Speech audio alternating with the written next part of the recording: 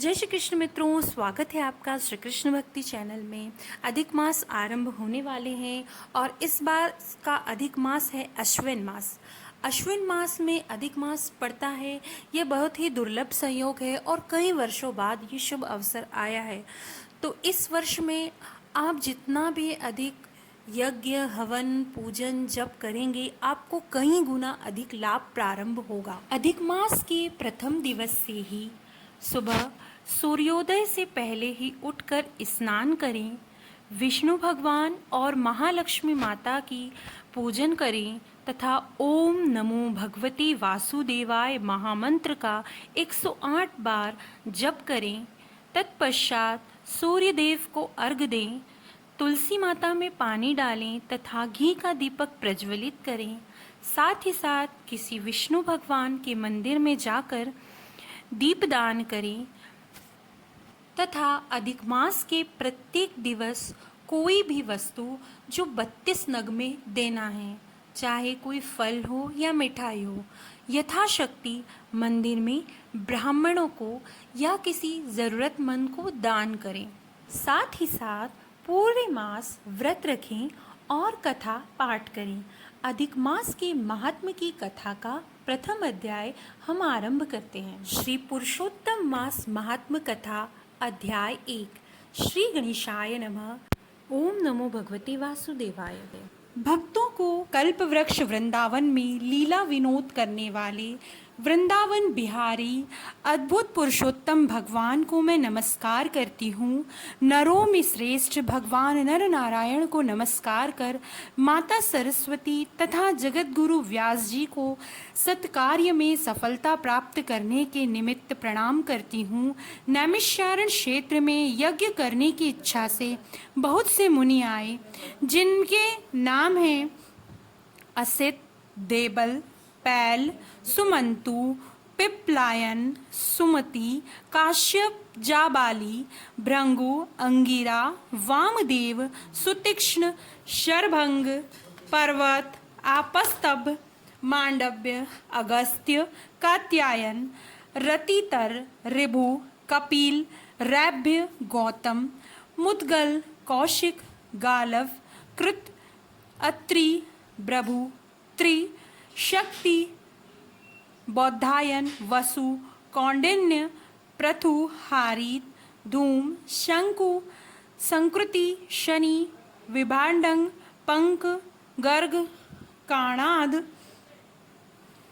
महोदर, महाबल, उद्दालक, महासेन, आर्त, आमल, कप्रिय, ऊर्ध्वबाहु, ऊर्ध्वपाद, एकपात, दुर्धर, उग्रशील, जलाशी, पिंगल, अत्रि, त्रिभु, शांडिर, करुण,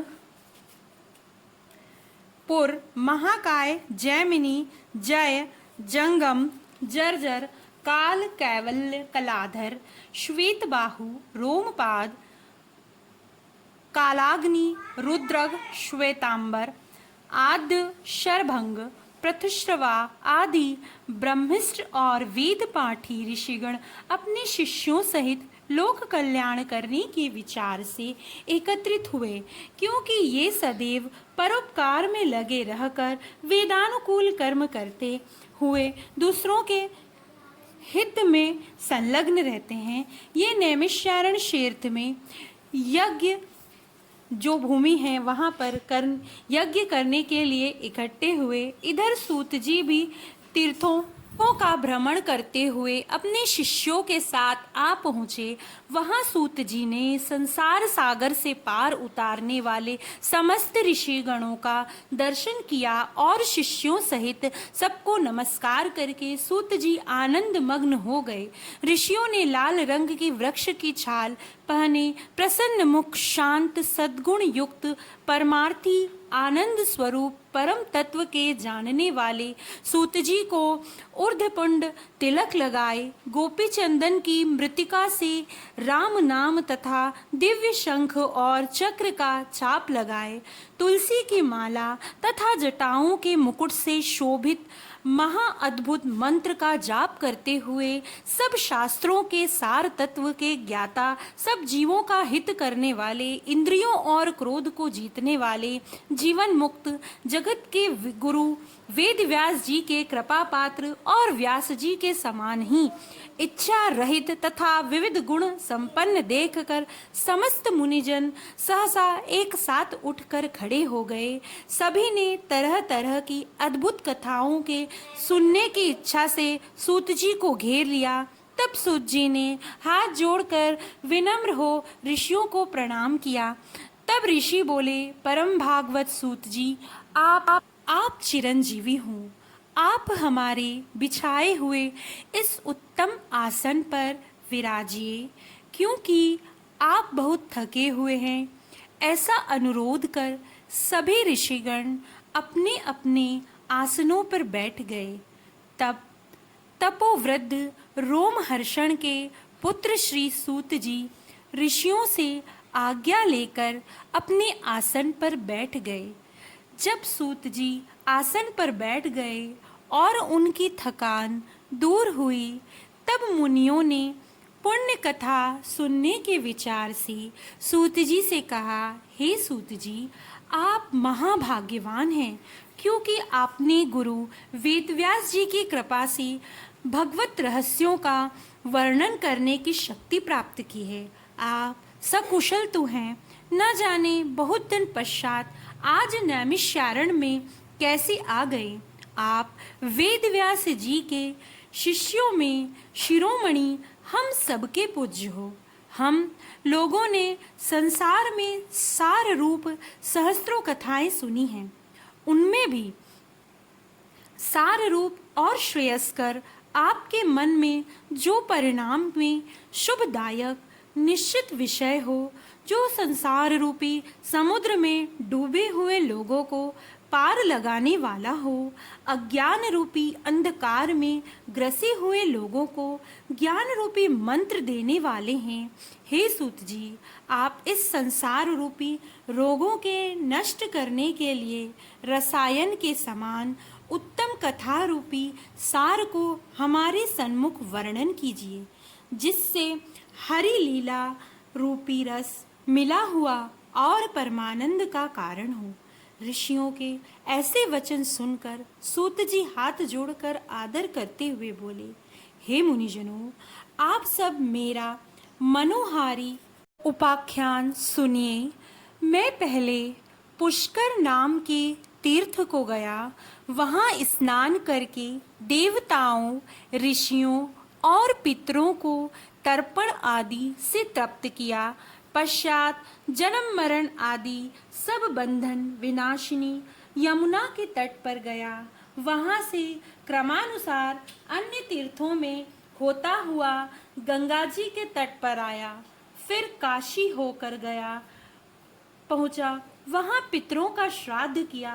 त्रिवेणी और कृष्णा होकर गंडकी में स्नान करता हुआ पुलह मुनि के आश्रम में गया। फिर धेनुमती में स्नान करके सरस्वती के किनारे 3 दिन तक उपवास करके गोदावरी पहुंचा। फिर कृतमाला, कावेरी, निर्विघ्ना, ताम्रपर्णी, ताप्ती, बेहायसी, नंदा, नर्मदा और शर्मदा में स्नान करके चर्मवती होता हुआ सेतुबंध रामेश्वर गया। वहाँ से बद्रिकाश्रम धाम पहुँचा। वहाँ श्री नारायण का दर्शन कर तपस्वियों को नमस्कार करके फिर नारायण की स्तुति कर सिद्ध क्षेत्र आया।